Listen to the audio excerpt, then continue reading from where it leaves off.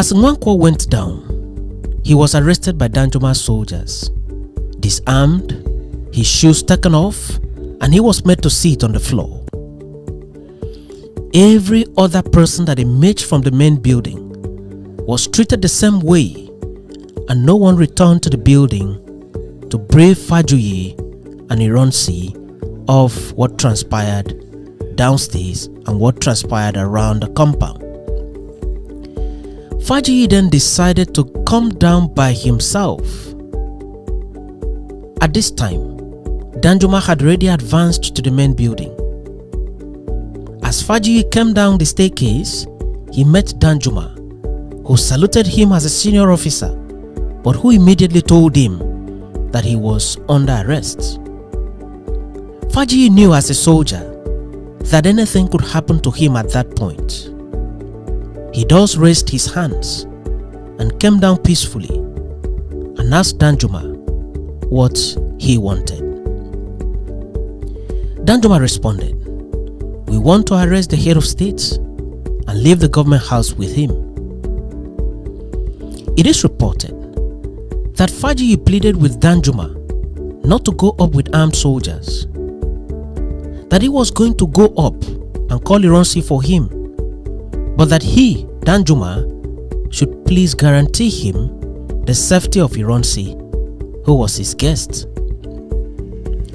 Danjuma guaranteed the needed safety, and Aguiyi went upstairs to discuss with Ironsi, but did not return to Danjuma immediately. Danjuma then climbed up with a grenade in his hands.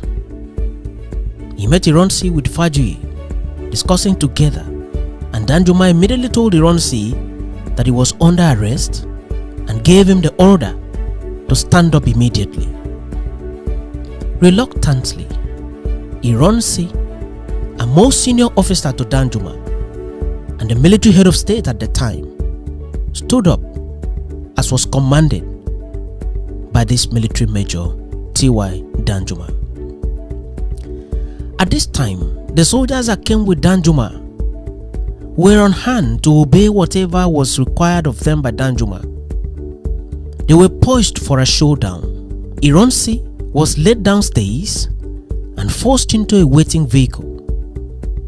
Aguiyi also entered the vehicle, and both of them were driven out to an unknown destination. That was the last time these two men were seen alive together. They were driven to a place called La Lukman on the outskirts of Ibadan, where they were shot, killed, and buried in a shallow grave by their captors. It is reported that before they were eventually shot, the soldiers commanded Ironsi out of the vehicle into the bush for elimination. It is also reported Aguiyi ran between the soldiers and spread his hands begging them not to kill Ironsi. Aguiyi literally prevented them from shooting Ironsi for several minutes and kept begging them not to kill him. He repeated the intervention so much that the killers became frustrated and angrily fired shots into Aguiyi and Ironsi at the same time. Aguiyi is thus said to have died in defense of a friend and a compatriot.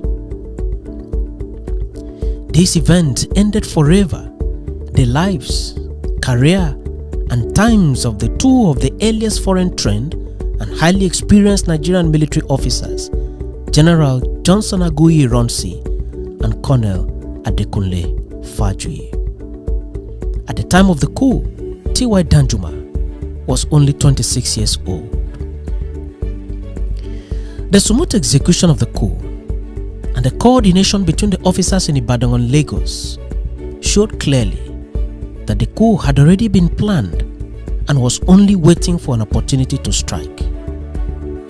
Ibadan only presented a perfect opportunity to strike and execute the coup. The officers that were eventually identified as the brains behind the coup from the Lagos flank were Lieutenant Colonel Murtala Mohammed, Lieutenant Ibrahim Babangida, Martin Adamu, Joseph Gaba, Nuhu Nathan, Malami Nasarawa, Paul Tafa, Musa Usman, 2nd Lieutenant Sani Abacha, and Shitu Alau, and many others. Those from the Ibadan flank were Gaba Dada, Jeremiah Hussaini, and Lieutenant Ibrahim Bako. These officers from Ibadan flank were assisted by T.Y. Danjuma and William Welby. Danjuma and Welby were originally part of the Lagos group, but being part of General Ironsi's guard, they participated by default as they accompanied Ironsi on his official tour of the western region of the country. The Lagos group used the Ikeja barracks as their operational base, while the Ibadan group used the 4th Battalion as their operational base. It is reported that the trouble which ignited the coup started in the army barracks in Abeokuta, where some junior officers of the northern extraction opened fire and killed several officers of Igbo extraction who were seen having a meeting at the barracks on the night of Ironsi's arrival in Ibadan. Danjuma then seized the opportunity of the confusion of the moment to carry out the coup and remove Ironsi from power.